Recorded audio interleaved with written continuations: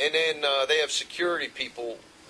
Well, ever since Atlas has had some so-called vandalism problems, I guess the DEP told them they'd have to have 24-hour security. But there again, these security guys that work for these security companies, I don't know who they are. I don't think a lot of them have a lot of sense. There was a couple nights there was a young kid in the security vehicle who decided he was going to go four-wheeling. I watched him four-wheeling for a while and thought, there again, there's no respect for people that live here. It was getting dark. His lights he's coming up on his hill. He kept coming up on his hill and doing a donut, and his lights would come across the house. And I thought I was past all the lights. These drill sites, when they drill, they have absolutely zero concern for where their lights are directed. When they set up the drill rig down at the site, they set up all of the lights on the other side facing my home. So for 2 months, we had a football stadium in our bedroom, when all they had to do is bring the lights to the back side of the site and shine them the other direction. But they have no respect for anybody, really. And that goes back to how they developed this property. They could have left a buffer of trees to, it would have been nice to still have some trees to look at. But they just cleaned them out, and there was really no need for it. They didn't have to come up this far. I owe that to management.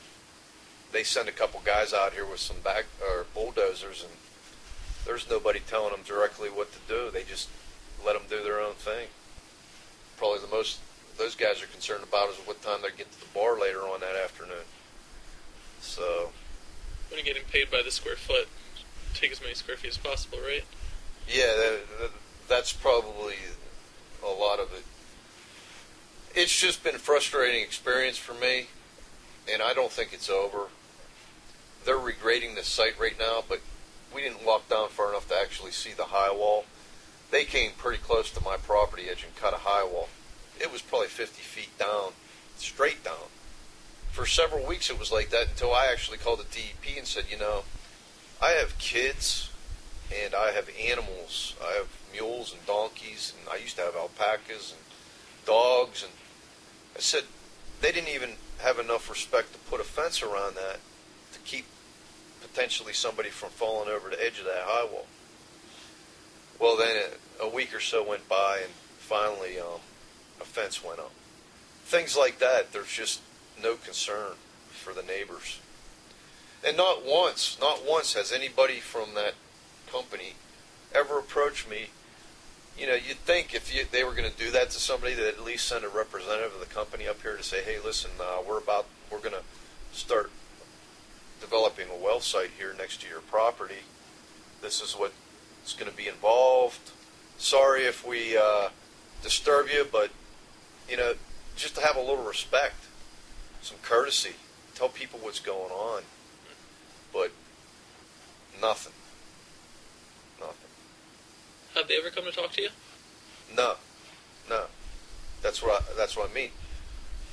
You'd think that with what they did to my property, the impacts they've had to me and my family, that they would have at least addressed us at some point before this all started.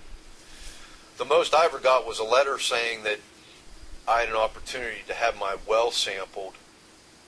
It was a requirement of Act 223 that they sample it because it was within 600 feet or within 1,000 feet of the well site.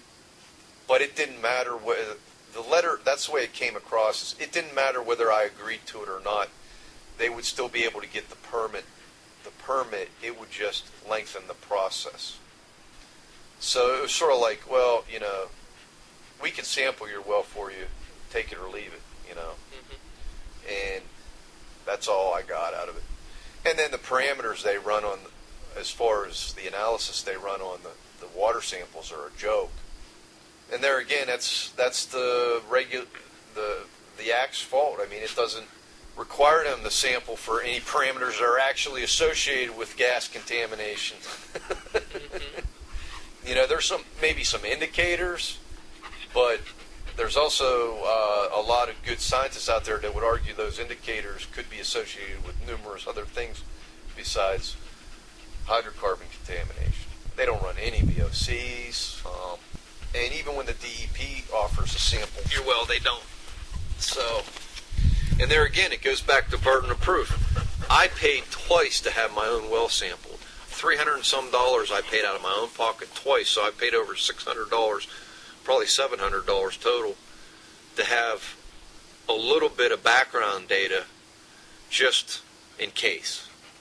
You know, I just felt like I needed to do that, and I ran a full suite of parameters. But there again, I spent that money, but then I look back and think, why did I spend that money? Because even if they did contaminate my groundwater, I really couldn't afford to hire an attorney to go after them, to pursue that, to force them to do anything. Now, the DEP will tell you, oh, well, they're required to, if they contaminate your water, they'll replace it. Well, my idea of replacing somebody's water supply with a water buffalo doesn't even come close to what they should be doing.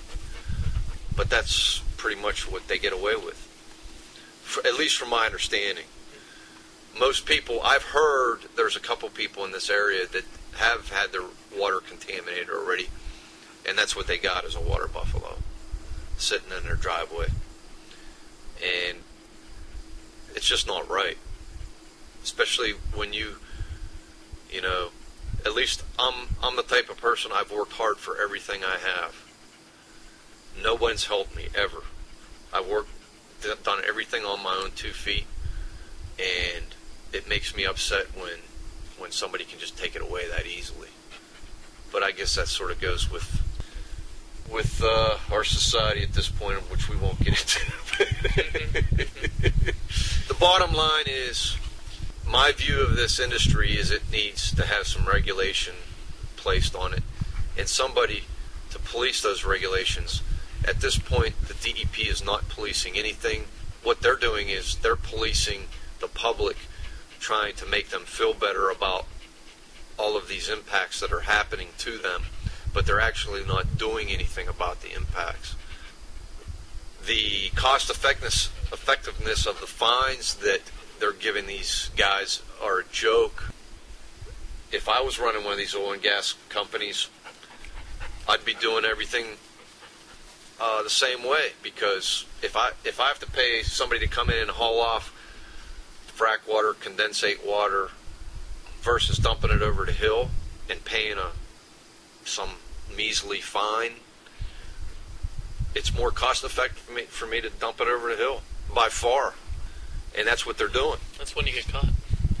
That's what they're doing, though. I mean, they aerated these 2 ponds down here for months. They had pumps aerating them to drive off the VOCs, so they didn't have to haul them off and have them disposed of. And I would call the DEP and say, they have 2 aeration ponds here, and I'm breathing those vapors, and it makes me mad. And the DEP would contend that they're not aeration ponds, they're just pumping water. And I'm like, well, what's the purpose of pumping water in circles? Which is what they were doing. They were aeration ponds. I know that from my background. It's just frustrating. Like I said, I've been personally affected, so I'm upset. Had this happened over the next hill from me, I probably wouldn't have thought much about it.